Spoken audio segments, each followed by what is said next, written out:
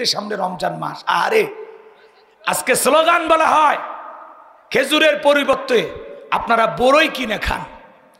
খেজুরের পরিবর্তে যদি আমরা বড়ই কিনে খাই তো চিনির দাম বেড়ে গেছে, চিনির পরিবর্তে কি কিনবো এখন বলেন, পরামর্শ দেন। কথা কয় না কেন? আপনারাই বলেন চিনির 7 কি লবণ দিয়ে মিটবে? আজকে বলে খেজুরের পরিবর্তে আপনারা বড়ই খান। আরে ভাই, খেজুর কেন খায়? খেজুর দিয়ে ইফতার করা এটা রসুলের সুন্নাহ। সুবহানাল্লাহ। আমরা রসুলের সুন্নাহকে ভালোবেসে আমরা খেজুর দিয়ে ইফতার করি, এরপরে বড়ই খাবো, পেয়ারা খাবো, আপেল খাবো, সব খাবো। কথা কন। আর আপনারা বলেন খেজুরের দাম বেশি, আঙ্গুরের দাম বেশি, একটু সমস্যায় আছি আমরা, আপনারা বড়ই আর পেয়ারা খান। ও আমরা খাবো এগুলো, আর আপনারা ইফতার পার্টিতে 50 প্রকার, 60 প্রকার, 100 প্রকারের খাবারের টেবিল সাজাইয়া সেখানে জম্মের খাওয়া খাবেন, আর জনগণকে বলেন বড়ই খান। আর যাই করবেন রসুলের সুন্নত নিয়ে বাড়াবাড়ি করবেন না। বড়ই দিয়ে ইফতার করা এই স্লোগান আপনার মুখে মানায় না। আমরা খেজুরে দিয়ে ইফতারি করি, এটা রসুলের সুন্নাহ। রসুলের সুন্নাহর বিরুদ্ধে কথা বলার সাহস আপনার নাই। কথা বলে ঠিক কিনা? আমরা প্রয়োজনে একটা খেজুর 2-3 জন ভাগ করে খাবো। আমরা খেজুর খাই, রসুলের সুন্নতকে ভালোবেসে খাই। আপনারা মন্ত্রী, আপনারা বলবেন আমরা এমন ভাবে খেজুর আমদানি করব যাতে রমজান মাসে খেজুরের দামটা নিয়ন্ত্রণে থাকে, জনগণের হাতের মুঠোয় থাকে। খেজুরের দাম কিভাবে কমানো যায় আমরা সেই চিন্তায় আছি, আর আপনারা জনগণের সাথে তামাশা করেন না। কথা কন, রাগ করছেন আপনারা? বলেন এটা মন্ত্রীর মুখে এই ধরনের কথা মানা? ইমানদারেরা ইফতার করবে খেজুর দিয়া, এটা রসুলের সুন্নাহ। আরে ভাই, সুন্নাহর বিরুদ্ধে আপনি কথা বলেন। রসুল খাইতে বলেন খেজুর, আর আপনি খাইতে বলেন বড়ই। হ্যাঁ, কথা কন নাকি আপনারা? এরপরে যদি খেজুর কেনার ভাগ্য না হয় তাহলে দ্বিতীয় অপশন হলো পানি। কথা কয় না? পানি দিয়ে ইফতার করব। আমরা বড়ই খাবো না পেয়ারা খাবো? আপনারা আর বক্তব্য দেওয়ার ভাষা খুঁজে পান না, না? মাঝে মাঝে জনগণের সাথে এ সমস্ত কথা বলে তামাশা করেন। আল্লাহ এদের হেদায়েত দান করুন। জোরে বলুন আমিন। আপনারা যে চেয়ারে বসে আছেন ওই চেয়ার থেকে এই ধরনের ঠাট্টা জনগণের সাথে করবেন না। পারলে জনগণের প্রত্যেকটা জনগণের বাড়িতে 2-4 কেজি খেজুর পাঠায় দেন। কথা কন না কে? খেজুরের পরিবর্তে আপনারা বড়ই খান, তাহলে চিনির পরিবর্তে কি খাবো? বালু। চিনির দাম বেড়ে গেছে, এখন কি হবে বলেন? এই যে রমজান মাস আসতেছে, আহারে পৃথিবীর অনেক দেশে রমজান মাসে দ্রব্যমূল্যের দাম কমায়া দেয় যাতে মানুষ খেয়ে পরে ভালোভাবে সিহারি ইফতারি খাইতে পারে, সিয়াম পালন করতে পারে, রোজাগুলো পালন করতে পারে। আর আমার দেশে 11 মাসে যা ব্যবসা না করে, রমজান মাসের 1 মাসে তার চাইতে 4 গুণ ব্যবসা করে। মানে এই দেশে রমজান মাস মানে ব্যবসা করার মাস। আজকে যা যে জিনিস শুনবেন 90 টাকা, কাল 95 টাকা, পরশু 100 টাকা, এরপরে 105, এরপরে 110, খালি বারে বারে বারে বারে শেষ রমজান পর্যন্ত 140-50 আছে না নাই? এই কথাগুলো বললে আপনারা কষ্ট পান না? সমাজের বাস্তবতা তুলে ধরতে হবে, বোবা শয়তান হলে চলবে না। কথা কন ঠিক কি না? বাজারে আগুন লাগছে, এই আগুন নিভান, জনগণের দুঃখ কষ্ট বোঝার চেষ্টা করেন।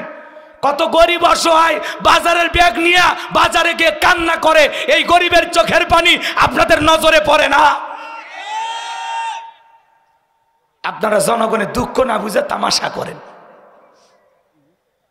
বড়ই খান না, মানে ঘরে ঘরে বড়ই গাছ লাগাই দিস। আল্লাহ যেন হেদায়েত দান করেন। আরো আসতে বলেন আমিন। যেই জায়গায় আপনারা আছেন সেই জায়গার থেকে যদি জনগণের জন্য কিছু না করতে পারেন, দায়িত্ব পালন না করতে পারেন, খামাকা ওই সিয়ের ধরে বসে থেকে লাভ কি? কথা বলেন না কেন? বিশ্বনবীর প্রিয় সাহাবী হযরত আনাস রাদিয়াল্লাহু তাআলা আনহু বলেন, আমরা বিশ্বনবীর চারপাশ দিয়ে বসা, আমি তাকায়া দেখি নবীজির মনটা ভীষণ খারাপ, মুখটা মলিন, চোখের কোনা দিয়ে অশ্রু ঝরতেছে। কিছুটা সময় অতিবাহিত হয়ে যাওয়ার পরে আমি তাকায়া দেখি বিশ্বনবী মুস্কি মুস্কি হাসতেছেন। বলুন সুবহানাল্লাহ। হযরত আনাস ডেকে বলেন, নবী গো, এই মাত্র দেখলাম মনটা খারাপ, মুখটা মলিন, চোখের কোনা দিয়ে অশ্রু ঝরতেছে, আবার কেন কেন মুস্কি হাসেন? আমার নবী কেন কাঁদেন, কেন হাসেন? এর পিছনেও রহস্য আছে না? না, নবীজির মনটা কেন খারাপ, চোখের কোনায় কেন পানি? কারণ হলো নবীজির কলিজার টুকরা ছেলে সন্তানগুলো জন্মগ্রহণ করে আর একে একে মারা যায়। ইব্রাহিম মারা যায়, আবু কাসেম মারা যায়, তাকের মারা যায়। ছেলেগুলো যদি জন্ম নিয়ে একে একে মারা যায়, বাবা হিসাবে নবীর মনেও কষ্ট লাগে কি না? একে তো সন্তান হারানোর ব্যথা, অন্যদিকে নবীর কাছের চাচা নাম হলো আবুল আহাব ডেকে বলে, ভাতিজা, তোমার বংশে ভাতিজানোর কেউ থাকলো না, তুমি একটা লেজ কাটা, তুমি একটা নির্বংশ। জোরে কর নাউজুবিল্লাহ। আপনারাই বলুন, আল্লাহ না করুক, আপনার আমার সন্তান যদি মারা যায়, কাছের আত্মীয় স্বজনদের উচিত বিপদের দিনে সান্ত্বনা দেওয়া।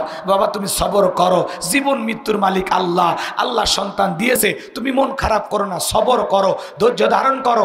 আল্লাহ যদি চাই বছর না ঘুরতে আবারও তোমাদের কোল আলোকিত করে আল্লাহ সন্তান দান করবে। কাছের মানুষদের উচিত বিপদের দিনে সান্ত্বনার বাণী শোনানো, কিন্তু নবীর চাচা আবুল আহাব এতটাই খারাপ, রসুলকে সান্ত্বনা দেওয়া দূরের কথা, রসুলকে নিয়ে ঠাট্টা বিদ্রুপ করে, তামাশার চলে, সমালোচনা করে বলে, ভাতিজা, তোমার বংশে ভাতিজানোর কেউ থাকলো না, তুমি একটা লেজ কাটা, তুমি একটা নির্বংশ, তুমি একটা হাত খুঁড়ে। জোরে কর নাউজুবিল্লাহ। যদিও রসুলের চারটা কন্যা সন্তান জীবিত ছিল। কথা বলেন ঠিক কিনা? আমার ভাইয়ের একটু মন দিয়ে শুনবেন কথাগুলো। এই আবুল আহাব কতটা খারাপ চিন্তা করেন। এই আবুল আহাব আবু জেহেলের চাইতেও খারাপ, কারণ আবু জেহেলের নামে আল্লাহ তাআলা কোনো সূরা দেয় নাই, কিন্তু এই আবুল আহাবের নামে আল্লাহ সূরা দিয়েছে কিনা? তার মানে কি? আবু জেহেলের চাইতেও আবুল আহাব বেশি খারাপ। কথা কয় না? সে আবুল আহাব নবীকে কি বলে? তুমি লেজ কাটা, তুমি একটা নির্বংশ। জোরে কর নাউজুবিল্লাহ। একে তো সন্তান হারানোর ব্যথা, অন্যদিকে আপন মানুষদের সমালোচনা। নবীজির মনের কষ্ট কমে না বাড়ে? মনের কষ্ট বাড়ে। আমার ভাইরা, নবীজির ছেলে সন্তানগুলো কেন জীবিত থাকলো না? একে একে সন্তানগুলো কেন মারা গেল? একটা ছেলেও কেন জীবিত থাকলো না?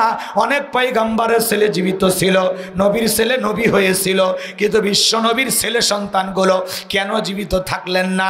কেন তারা শিশুকালে বিদায় নিলেন? একটা ছেলেও কেন যৌবন পর্যন্ত জীবিত থাকলেন না? বিশ্ব নবীর ছেলেগুলো এই দুনিয়ার জমিনে জীবিত না থাকার পিছনে কারণ আছে তিনটি। জোরে বলেন কয়টি? আরো জোরে। নবীর উম্মত হিসেবে জানতে মনে চায় না নবীজির ছেলে সন্তানগুলো কেন জীবিত থাকলো না, কেন তারা শিশুকালে বিদায় নিল? এর পেছনে কি সেই তিনটি রহস্য, কি সেই তিনটি কারণ নবীজির ছেলে সন্তানগুলো জীবিত না থাকার? কারা কারা শুনবেন? দুইটা হাত তুলে আল্লাহকে দেখান। লিল্লাহে তাকবীর।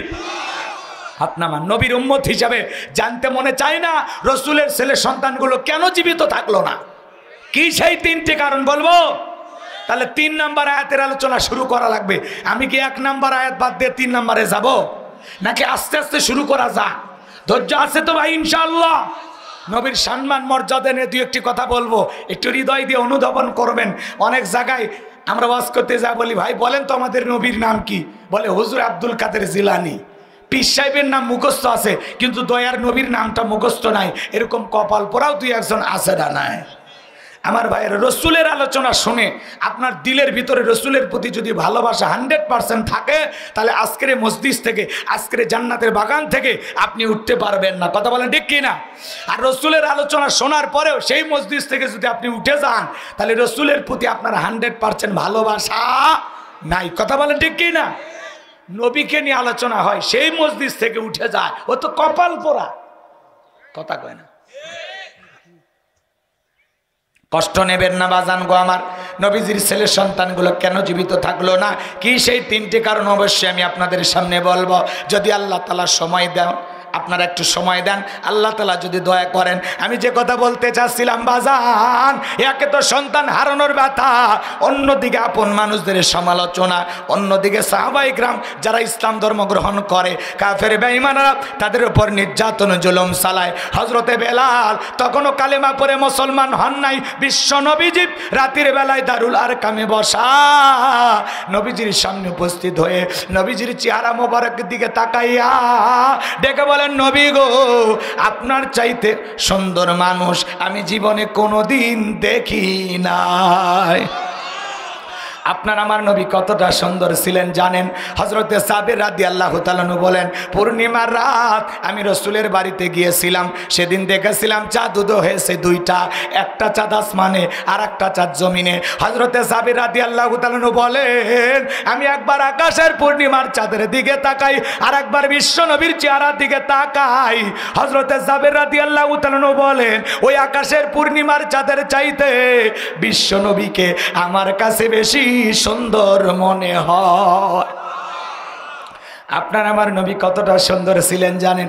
আম্মা জান আয়েশা ডেকে বলেন, যারা ইউসুফ নবীর চেহারার দিকে তাকাইয়া ফলকার থেকে আঙ্গুল কেটে ফেলে দিয়েছিল, ওরা যদি বিশ্ব নবীর চেহারার দিকে তাকাইতো, শুধুমাত্র আঙ্গুল নয়, আঙ্গুল কাটতে কাটতে হাত কাটতে কাটতে কখন যে নিজের কলিজা কেটে দুভাগ করে দিত, মুহূর্তের জন্য টের পাইতো না। আপনার আমার নবী এতটাই সুন্দর। আমার ভাইয়েরা, আপনার আমার নবী কতটা সুন্দর ছিলেন জানেন? আম্মা জান আয়েশা ডেকে বলেন, ও দুনিয়ার মানুষ, তোমাদের একটা সূর্য আছে, আমি আয়েশার একটা সূর্য আছে।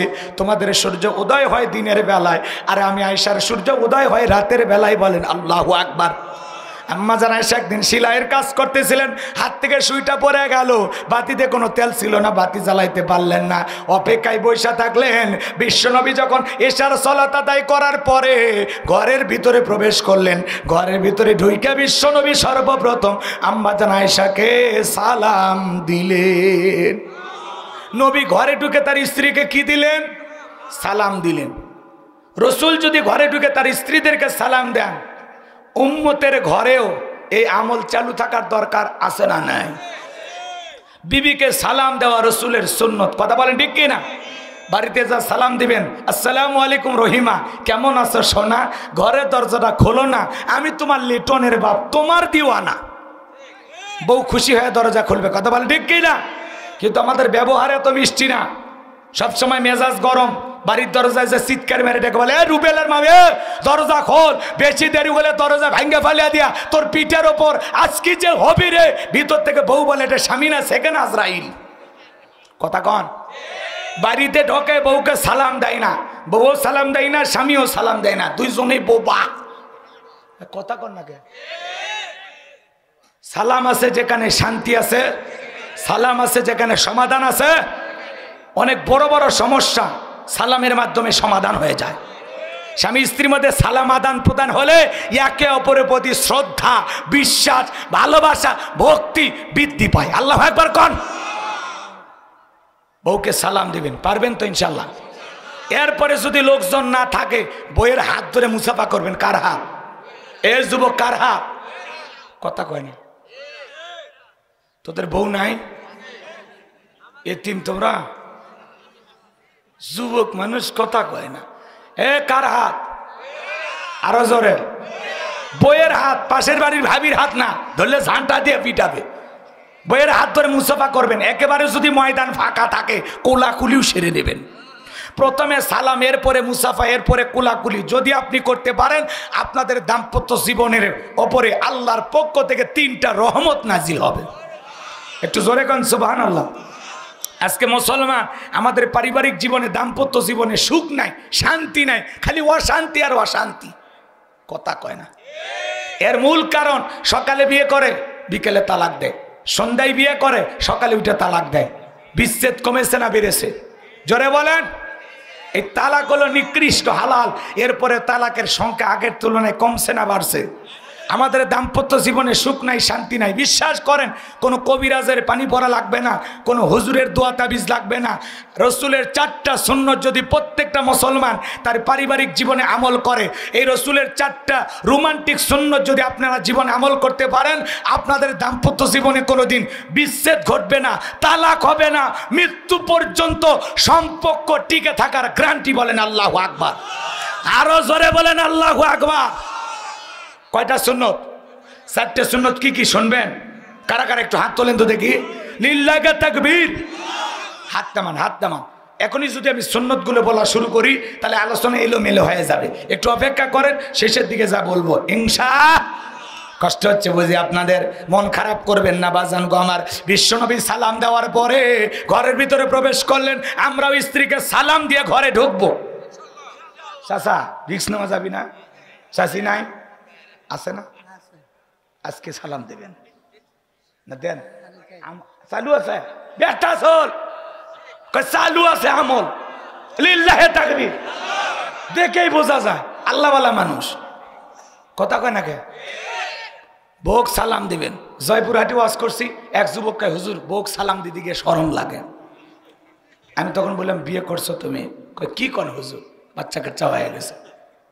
আমি তখন বললাম এই ছেলে, বইয়ের বাচ্চা হয়ে যায় তোমার শরম লাগে না, আর সালাম দিতে গিয়ে শরম লাগে? শয়তানি ধরা জায়গা পাও না? না কথা কয় লাগে। কারণ আর শরম যদি এত বেশি হইতো আর বইয়ের তো বাচ্চা হওয়ারই কথা না। কথা কয় ঠিক কিনা? আজকালকার যুবকেরা ডিজিটাল। এক ভক্ত আমার সেই ওয়াজ শোনে, মোবাইলে সবসময় আমার ওয়াজ বাজায়। তা আমি ওকে বললাম এই এদিকে আয়, সারাদিন ওয়াজ শোনে, বিয়ে শাদী কি করে হুজুর? 3 ছেলের বাপ আমি। তাই আমি বললাম স্ত্রী সহবাসের একটা দোয়া আছে, তুমি কি জানো? কয় হুজুর ওটা দোয়া পড়ার টাইম। কথা কয় না? এরকম আছে না নাই? আমার ভাইরা যে কথা বলতে চাচ্ছিলাম, হৃদয়ের কান পেতে কথাগুলো শুনবেন। নবীজি সালাম দিয়ে ঘরের ভিতরে প্রবেশ করলেন। আম্মা জান আয়েশা ডেকে বলেন, নবীজির চেহারার আলোতে সুইটা কই পড়ে আছে আমি পরিষ্কার দেখতে পেয়েছি। আপনার আমার নবী কেমন দামি নবী পাইছি জানেন? যে নবী হা বললে পুরো পৃথিবীবাসীর জন্য আল্লাহ পাক হালালে পরিণত করে দেয়, যে নবী না বললে পুরো পৃথিবীবাসীর জন্য আল্লাহ পাক হারামে পরিণত করে দেয়, যে নবী জমিনে পা তুললে মাওলা পাকের আরশে আজিমে পৌঁছে যায়। আল্লাহু আকবার।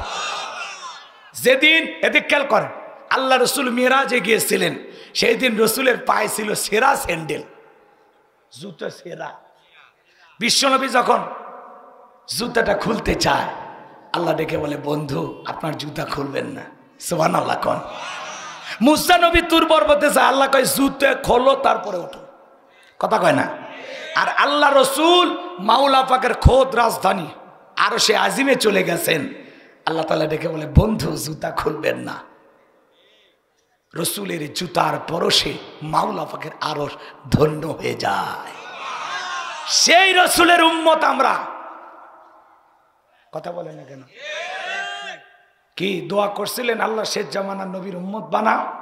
বিনা দোয়ায় আল্লাহ ভালোবেসে আখিরি নবীর উম্মত বানাইছেন।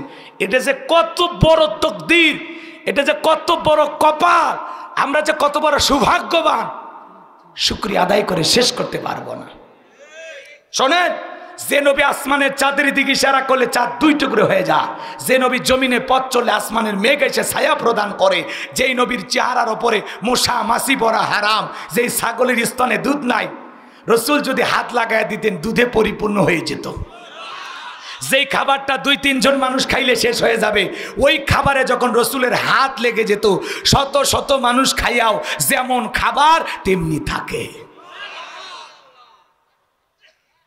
আম্মা জানেরা ডেকে বলেন শোনেন, রসুল যখন ঘেমে যাইতেন ঘামগুলো মুক্তোর দানার মতো চিকচিক চিকচিক করতো। আম্মা জানেরা এই ঘামগুলো সংগ্রহ করে শিশির ভিতরে জমা করে রাখতেন। বিশেষ দিনে রসুলের শরীরের ঘাম সুগন্ধি হিসেবে ব্যবহার করা হতো। আহা, কেমন নবী, কেমন দামি নবী! যেই নবীর চেহারার দিকে তাকাইলে ক্ষুধা নিবারণ হয়ে যাইতো। সুবহানাল্লাহ বল। সেই নবীর কাছে হযরত বেলাল কথা মনে আছে না নাই? আমার ভাইয়েরা, হযরত বেলাল ডেকে বলেন, নবী আপনি কালেমার দাওয়াত দেন, ইসলামের প্রচার প্রসার করেন।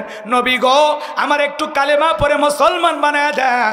বিশ্বনবী হযরত বেলালকে পড়ায় দিলেন, লা ইলাহা ইল্লাল্লাহু মুহাম্মাদুর রাসূলুল্লাহ সাল্লাল্লাহু আলাইহি ওয়াসাল্লাম। আমার ভাইয়েরা, রসুলের নাম শোনা মাত্র কি বলবেন? বিশ্বনবীর একদিন মসজিদে নববীর মেম্বরে পা দিয়ে প্রথমে পা দিয়ে বললেন আমিন, এরপরে দ্বিতীয়বার পা দিয়ে বললেন আমিন, তৃতীয়বার পা দিয়ে বললেন কি আমিন। সাহাবা ইকরাম জিজ্ঞাসা করলেন, ওগো নবী এই যে তিনবার আপনি আমিন বললেন, বিষয়টা আমরা বুঝতে পারলাম। বিশ্বনবী তখন ডেকে বলেন, আমার সাহাবীরা শোনো, এইমাত্র জিবরাইল এসে আমাকে জানিয়েছিলেন, নবী গো যে ব্যক্তি রমজান মাস পাইল নিজের জীবনের গুনাহ মাফ করাইয়া নিতে পারলো না, তার মতো হতভাগা আল্লাহর জমিনে আর কেউ নাই, তার উপরে আল্লাহর লানত। এই জন্য আমি বললাম আমিন। দ্বিতীয়বার আমিন বললাম কারণ হলো জিবরাইল ডেকে বলেন, নবী গো পিতামাতা দুজনের একজনকে জীবন দশায় পেয়ে গেল, কিন্তু তাদের খেদমত করে সেবা করে তাদের দোয়া নিয়ে নিজেকে জান্নাতি বানাইতে পারলো না, তার উপরে আল্লাহর লানত। আমি বলেছি আমিন। তৃতীয়বার বললেন যে আপনার নাম শোনার পরে আপনার প্রতি দরুদ পাঠ করে না, আল্লাহর লানত তার উপরে। কথা কয় না? তাহলে রসুলের নাম শুনলে কি বলতে হয়? সাল্লাল্লাহু আলাইহি ওয়াসাল্লাম, মুহাম্মাদুর রাসূলুল্লাহ সাল্লাল্লাহু। যতবার আমি নবীর নাম নেব ততবার বলবেন তো ইনশাআল্লাহ? হ্যাঁ, ঈমানটাকে বাড়া।